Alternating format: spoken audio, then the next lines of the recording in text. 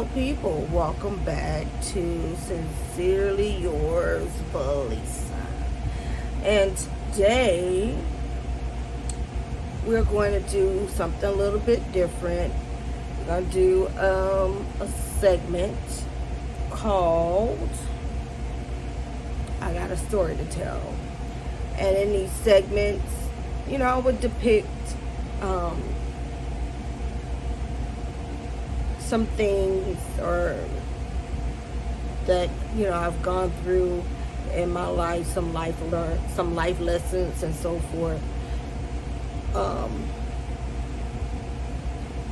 that I'm okay and willing to share with you guys and give y'all kind of insight a little bit on me.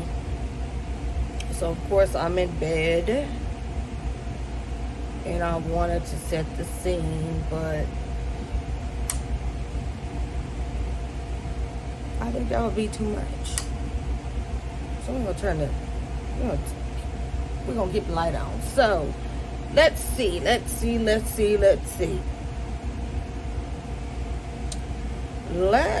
talk about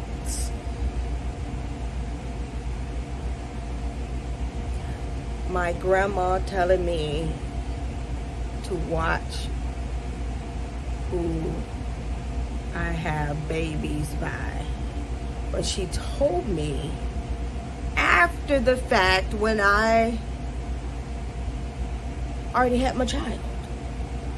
I had never heard that saying before, and it made complete sense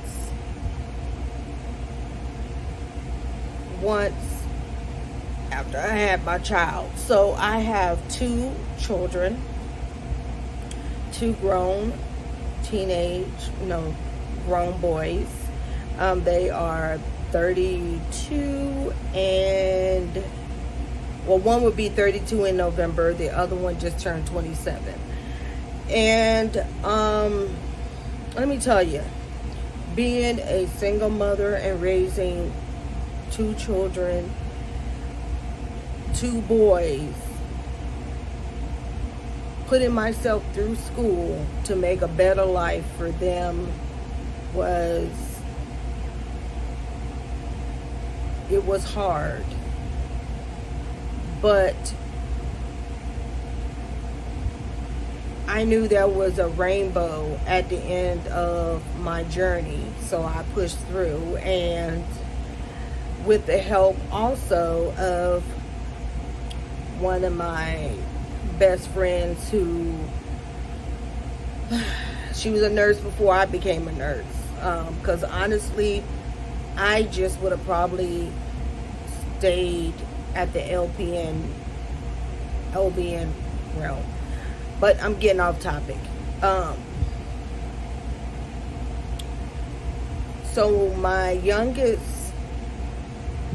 son father,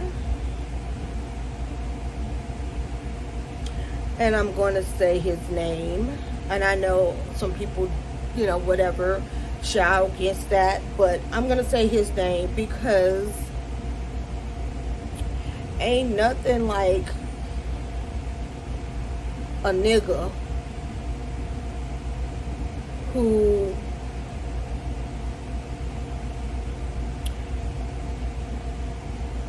was so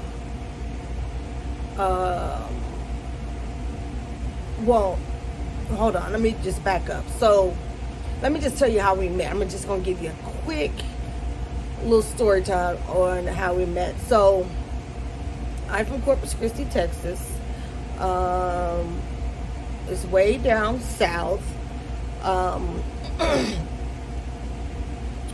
And he was in the military. He was in the Navy. And I met him. I was out one night, and I was at one club, and he just really sparked my interest. And my friends and I, we went to another club, so we were just kind of club hopping that day. And he was at that club as well. Um, and honestly, when I was young, I was like, I was dumb to things like illegal activity. I was just, dumb, because even though we were, raised and we were poor, I had my uncles, um, and my grandmother, and it was about one, two, three, one, two, three, four, five, six of us that grew up together. So I was just dumb to it. Either or. You followed me to another club. I was, like I said, I wasn't into, getting my nails and feet done, and, all that type of thing. And he kind of grabbed my hand, and he said something along the fakes of, "We need to get your nails done."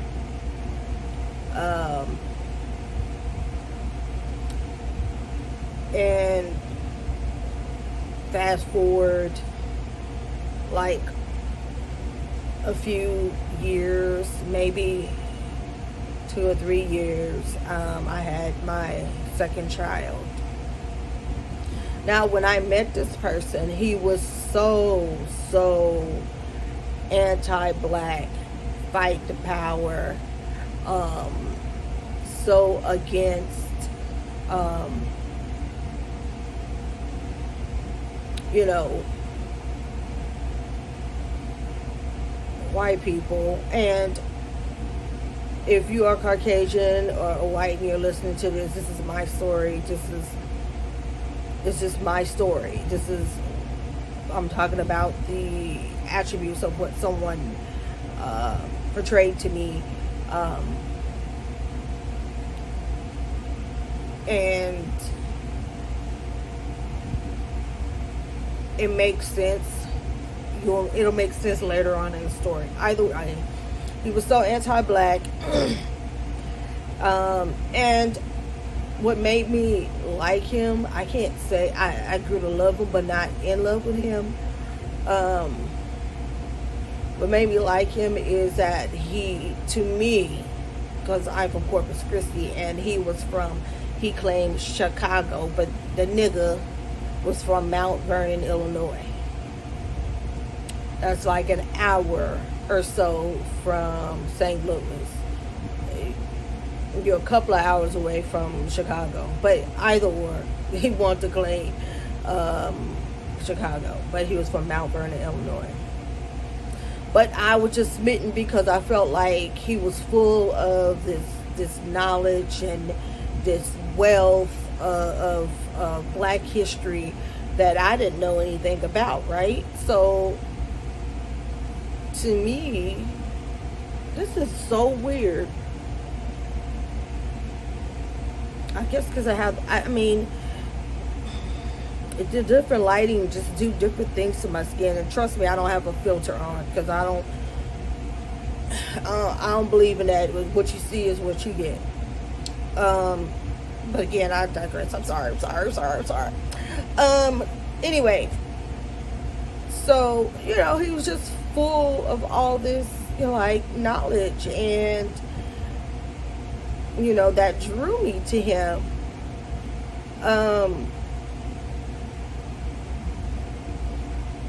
But he was not a hands-on father. As far as being a disciplinarian, it was me that did the discipline. The kids would do anything, he'd be like, "Oh, Lisa, come get your son. You mean our son?" It was just crazy. It was crazy. So, I had my child, and that's a whole story in itself too, about, and I'll tell y'all that on another story time. because trust me, I have a lot of crazy stuff that I can talk about, and I'm sure there's always somebody that has something that's even more crazier. But for because and it can be, you know, because of their environment, but for me, the environment that I was in, you know, it was crazy. And you always think something is crazy until you go and you learn about somebody else, and you kind of sit back and think, my life wasn't so crazy, or what I went through wasn't as bad, though, you know. But anyway, he wasn't really hands-on. He, you know, eventually he kept doing some things that I wasn't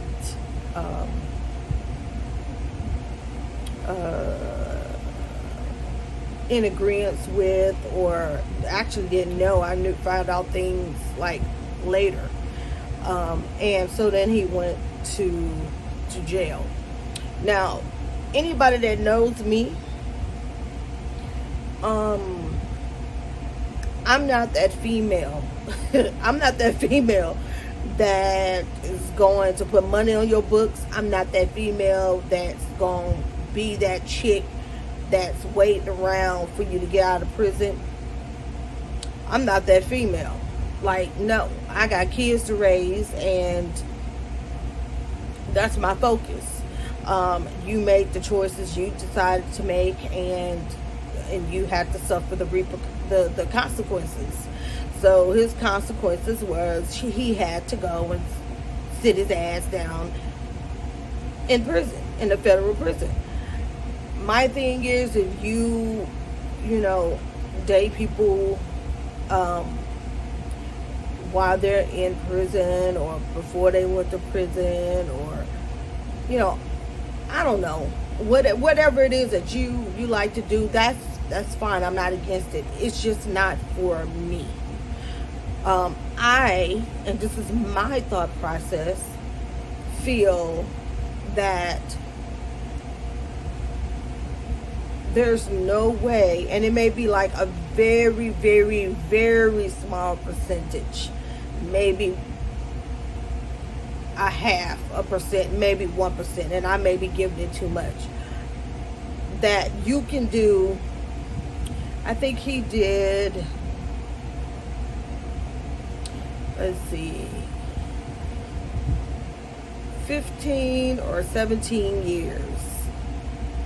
And then he got out early due to some law or whatever. All I know is I knew that when he did get out, that I was like, your son is going to be 22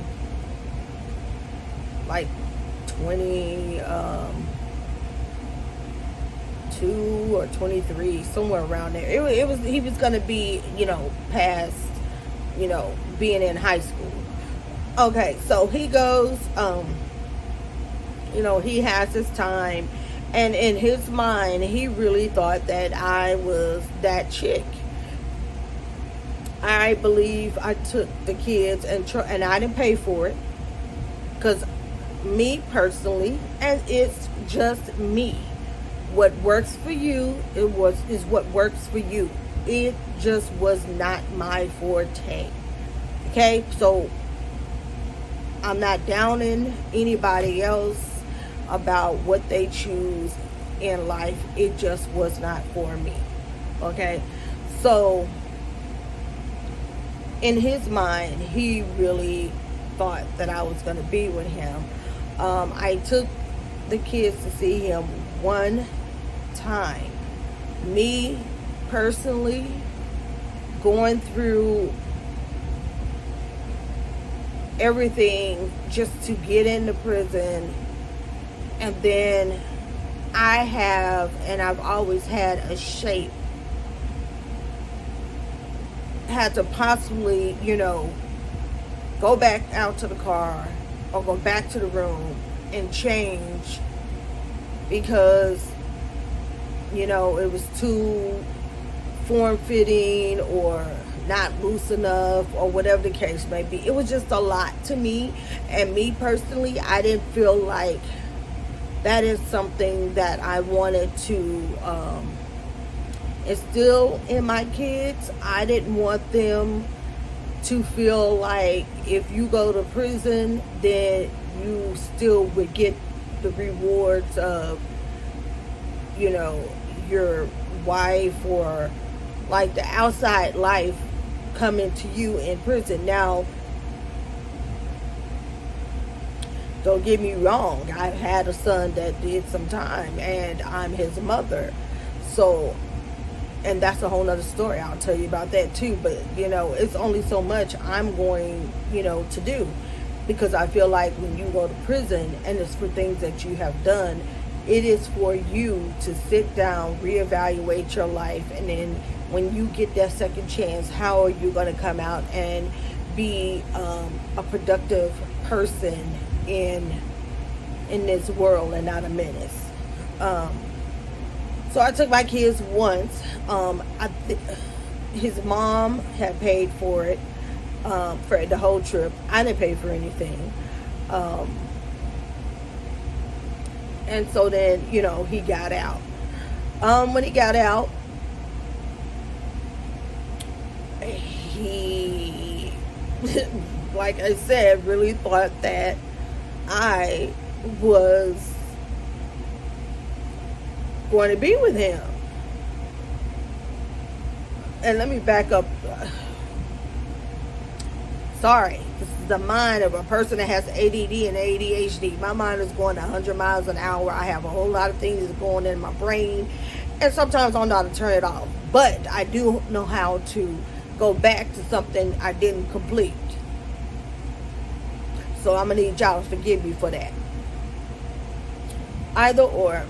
I personally feel if you did so many, especially the time that he did in jail, I feel like there's no way you ain't been tampered with whether you was the giver or the taker.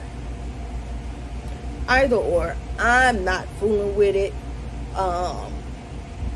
The diseases in jail and being in close quarters with TB, it's high. And like I said, when he went in, I wasn't with him, and I didn't see myself having a life with him, and I told him that. So for him to even think that I was his girlfriend the whole time that he was in jail, and I came to see him once, and it was one weekend, and I was just like, I ain't come. This ain't me. This not me. And so he got out. I had to then tell him again, like, no, you're not coming, to me. You're not coming to stay with me. Like, what I said is what I said. And he didn't like that. And, he eventually, got a job where he is from, and he worked there. Now the problem came into the fact that,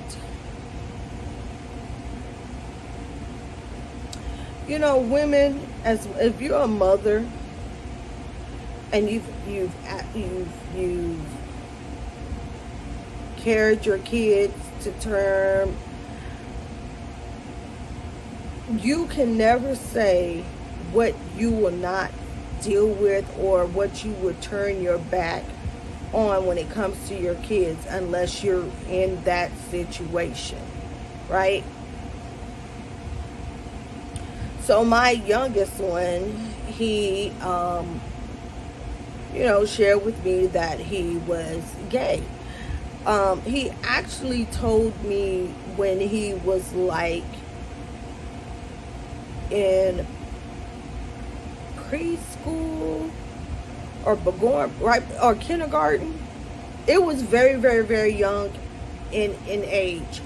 That, and he didn't tell me. He told my cousins. He felt like I would not love him if I knew that, you know, he liked, you know, boys. But to me, I feel like all children go through that stage in their life where they're confused and they're learning their body parts, and it's just about growing. And so I just kind of told him, you know, you're young, and when you get older, if this is how you feel, then, you know, we'll cross that bridge when it comes. But deep down inside, his mannerisms and things that he did always was in the back of my head that he was gay. And I didn't feel no ways about it. Honestly, it didn't make me love him any less. I was just like, it is what it is. But his dad, however, had a hard time dealing with that. Now, this is a man who is about, so he says, pro-black, being a good father, all this stuff that he sold me on, and he was none of this, right? So he and I would get into some heated discussions. And one thing about me is I don't have to put my hands on you for you to feel like I whipped your, like I don't have to touch you. I don't have to touch you. This mouth will get you right. And you either gonna hang up in my face, or you're not gonna talk to me for a minute, or you gonna just say, okay, I'm gonna give her what I want, what she wants, which was most of the time. Why do I have to call you for you to give your child, you know, some money? He calling to ask you for money, you tell him no, but then he comes tell me, he always had to come tell me, because I'm gonna say what I need to say, and I'm gonna get it. And that's just crazy. So we went through that, and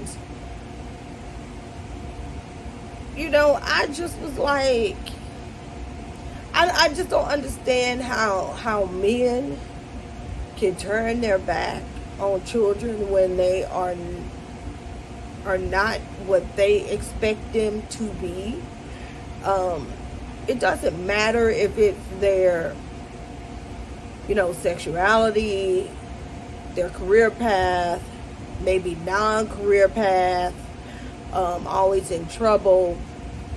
For me, the burden is, if you're that mother that's in the paint with your kids, the burden is gonna be with you. And I was in the paint with my kids, because I was just like, there's no way you finna become a menace under my watch. It ain't gonna happen. So let me fast forward and get to what, because I'm getting off topic. So he had an issue with his sexuality, which is so funny because he has another son that's gay. So then, me being a little stinker that I am, I had to be like, well, maybe you need to come out the closet. Maybe it's something you want to tell me. I mean, you have 2 kids that are gay, and I feel like people that are so vocal against people that are gay have a personal issue that they're struggling with. So we fast forward, right? Eventually he gets through that. So I don't know. So let's go up into about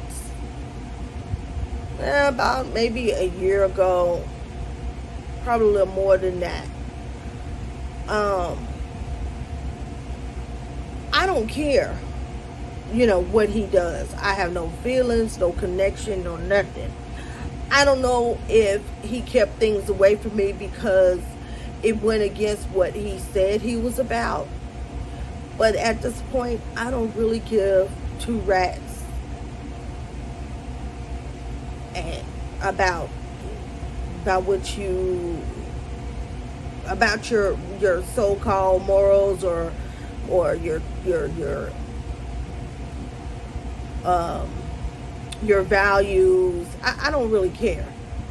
So now he is, I want to say 1 year older than me. So I want to say when he turned 49 or 50, I found out two things. One, that he had a newborn. It is, I don't care. It ain't my business. Listen, my kids is grown. There ain't no money coming out of my pocket. I don't care. But then the kicker to that was he was messing with a white woman.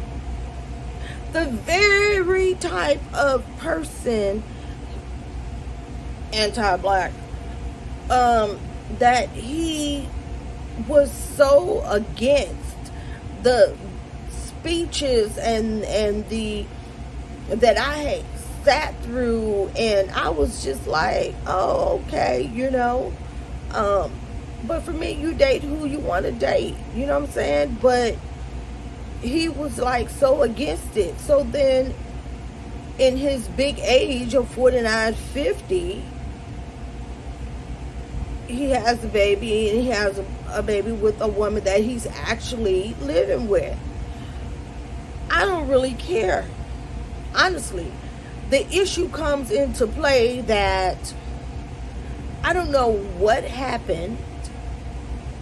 All I know, there's two main things that's gonna get me out of character, and that's if you mess with my kids, and you mess with my money, and you mess with my career. That's gonna get me out of character real quick, right? So my son, calls me, and he's telling me that he's having a disagreement with his dad. And in that disagreement, his dad said some very vulgar and just disgusting things that I personally wouldn't even think you would say to your child. A stranger maybe, your child no. But then on top of that, you allow this woman to say these vile things as well. So this man, this so-called man, this sperm donor, Kendall Mays,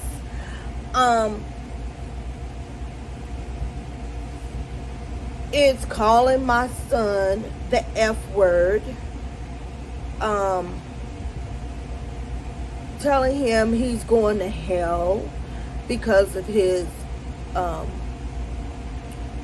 sexuality, telling him that he's no son of his, like all these crazy things. And then on top of that, you got your white woman who thinks she can have a seat at the table and then throw some jabs too.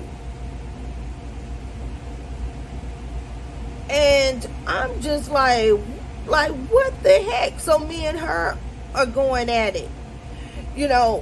she's sending him like these crazy messages, and of course my son is responding. I'm telling him not to respond because regardless, either here, it doesn't matter, either here or there, she is an adult, and I can let me handle that situation. But she just kept on calling, and it got to the point where this man decides he want to pick up his balls and threaten me and tell me that he will send someone to Texas. Now,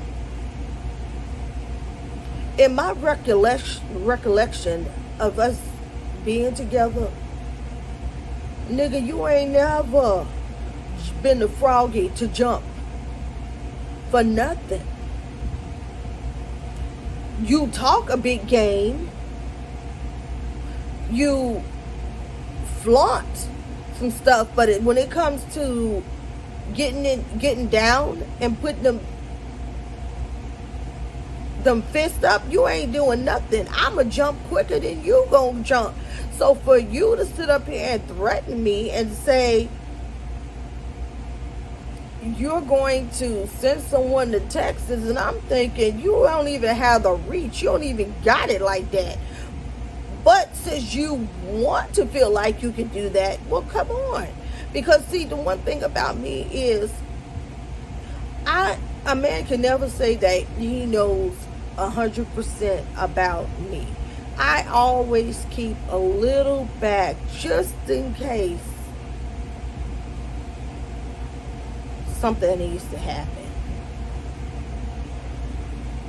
But I was just so taken back, like this person who's about this, about that. Now you sitting up here and you want to let Becky come at our son and say these most vile things, and you're saying these most vile things with her, and with her fat, overweight, nasty, sloppy, raisin in the potato salad ass. You think that's okay to allow her to disrespect your child? And I was like, at that moment, that doggone saying, watch who you have babies by, I was just like, dang, Grandma, you should have told me this beforehand. Because at that moment, now, you can't date me, and I'm not doing a check on you. I'm finna run your background, your record, see what's going on, because men ain't being honest and ain't being upfront with you. And honestly, at this point in my life, I'm content, and I feel like if God send me somebody, he'll send me somebody. If not, I'm okay with that at this point in my life. But to be with somebody, just to be with somebody, and to be with somebody and you think it's okay to allow that person, not put that person in check, to disrespect your child, that's like crazy for me. And I'm just like, and the problem was, a part of the problem was, when my son went down there to see his dad, he showed his dad a picture. His daddy took the picture, was like, hey, look at my baby mama. She, I guess, overheard and felt a certain type of way. But like I told the woman, you ain't gonna never be me. And if I want that man, I can have that man. I don't want him. And I need people to understand. And sometimes when black men do this stupid stuff and they don't protect, the black woman or the black child, you doing us a favor. Go on, keep them over there. You make sure that when all your affairs and everything is in order, that you ain't got to ever need or want to have to call me for nothing, because you never will get nothing from me. But then men are so quick to worry and quick to say that the black woman has an attitude. The black woman, is so high strung and don't be educated. Then that's another issue in itself. Then you educated, you're strong willed and minded, you don't take shit from nobody, because you just can't make me just sit and deal with nothing in my life that I ain't got to. If it's gonna cause me stress, I'd rather be alone. I'm not trying to be out here, trying to cope. I have other things I'm dealing with when it comes to my kids. I'll deal with that type of stress. But the stress of a man, a baby daddy, a husband, whatever, I'm not doing it. I'm not doing it. And I guess that's why I'm single, because people say I'm quick to leave a situation, which I am. Yeah, I guess that's not good, but black women are not being protected, and I am the type of person, like, you just ain't gonna be able to do me anyway, say anything to me, and think I'm just gonna sit there and cry and let you do and say and whatever with me. You're not gonna put your hands on me. You're not gonna do none of that. So when I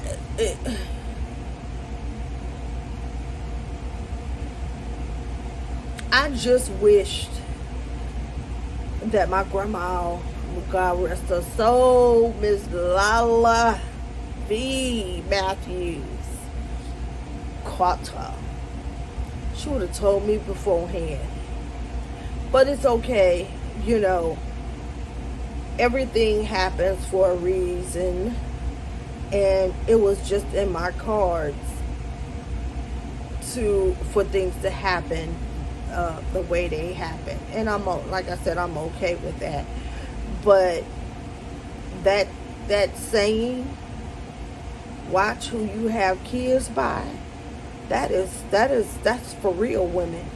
Like, when you meet a man and you think he's not, like, listen, you don't need much to do a background, and those little clues, those little red flags that you may just brush off to the side, no, those red flags is gonna become a full blown fire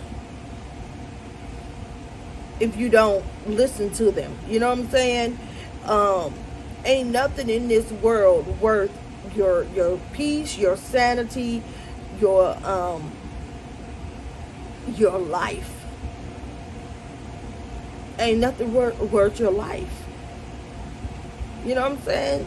So I need black women to get back to to the point of respecting ourselves.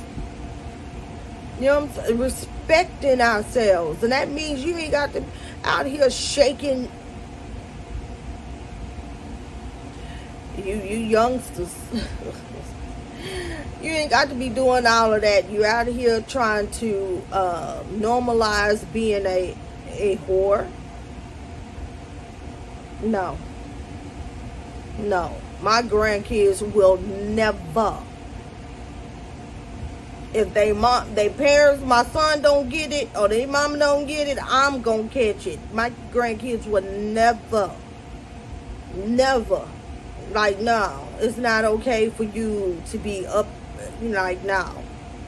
Every time you go into somebody, or somebody enters you, you lose it. You just lose a little bit of you, and you develop these little soul ties, and ain't nobody got time for that.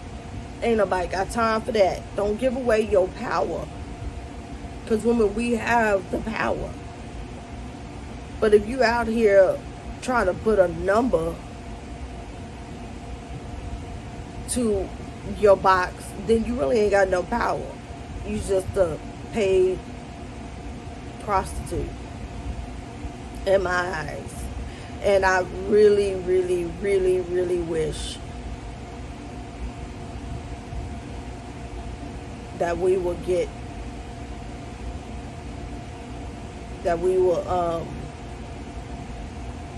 learn to respect ourselves and do our research on these men, and women too, because women, we can be a little cray cray. Do our research on these men and women, because life is too short. Life is too short for what?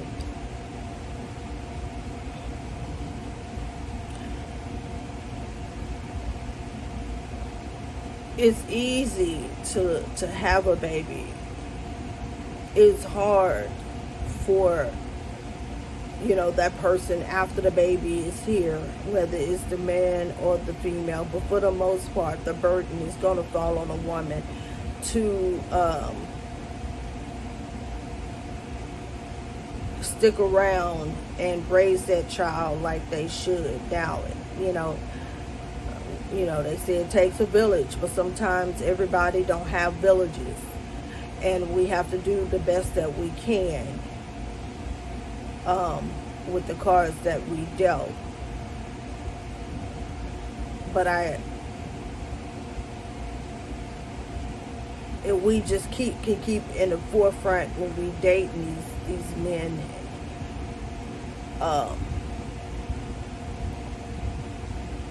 is to pay attention to the subtle cues and ask all the questions, so we can kind of get a clear understanding of, if laying down and having a child with that person would be worth it, if that person's going to be a good role model to that child. Because trust me, none of my kids had a role model. I was their role model, and the dads wanted to come after the fact. Now the youngest one, okay, you did whatever, but that was a choice you made. But you want to come afterwards, and you can't come afterwards and tell me or try to steer them in a direction, because at this point they already have developed their own personality and their own being, and they're going to look at you with a little bit of like frustration, or maybe even a little beef, because you were never there. So that's my story time about my grandmother telling me to watch who I have babies by. Take what these men tell you initially with a grain of salt until you see otherwise, because they, for the most part, gonna tell you what they want you to hear to get what they want. And I was, like I said, I was a little sour behind the ears, but you can't do that to me now.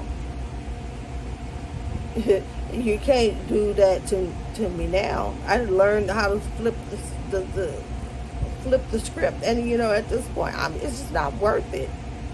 It's not worth it. If you're not coming into my life and you're not a positive and an asset for me, then I don't need to be with you. But that is just that's it. That's all I have for this story time.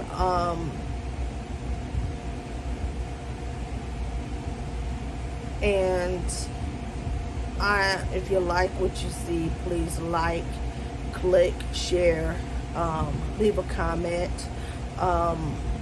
I am getting used to this YouTube thing, and I will get better when it comes to telling stories, because trust me, I got some juicy stories, and I can be over the top and animated as well. But until the next time, y'all, enjoy yourselves, enjoy your night, enjoy this Labor Day weekend, be safe, and until the next video,